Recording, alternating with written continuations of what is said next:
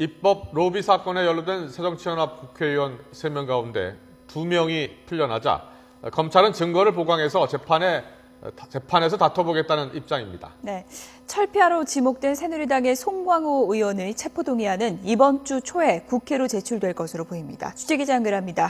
이승현 기자.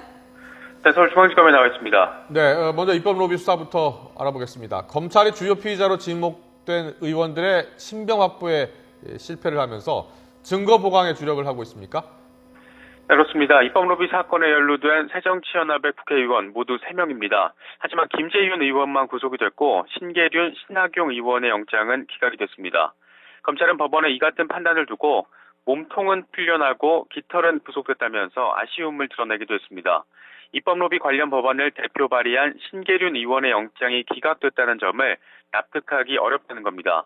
또 출판 기념회를 통해 금품을 받은 것으로 지목된 신학용 의원의 경우에도 과거 판례를 들어 반박하기도 했습니다.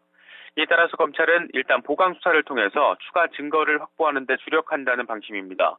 법원의 구속 여부 판단이 범죄 여부를 판단한 것이 아닌 만큼 보강 수사를 통해서 재판에서 실체적 진실을 밝히겠다는 겁니다.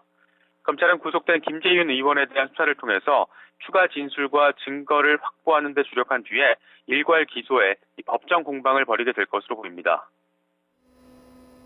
네, 철도 마피아, 철피아 수사 상황도 좀 알아볼까요? 새누리당 송광호 의원의 체포동의안이 이번 주에 국회에 넘어가게 될 것으로 보이죠?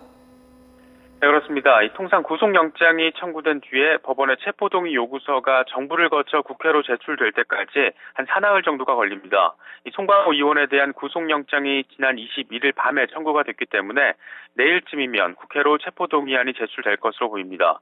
이 최대 관심사는 과연 8월 임시국회에서 이 송 의원의 체포동의안이 처리될지 여부입니다. 임시국회가 시작이 되면서 앞서 영장 심사를 받은 의원 5명과는 달리 송 의원은 체포동의안이 국회 본회의에서 표결 처리돼야 구인장 집행이 가능합니다. 새누리당 김무성 대표는 이 동료 의원 보호를 위해 체포동의안 처리를 회피하는 일은 없을 것이다. 이같이 약속을 하기도 했습니다. 하지만 지금까지 전례를 보면 이 국회에 제출된 체포동의안 52건 가운데 단 12건만 통과됐습니다. 특히 세월호 특별법을 놓고 여야의 냉각기가 길어지고 있다는 점도 이 체포동의안 처리의 또 다른 변수입니다.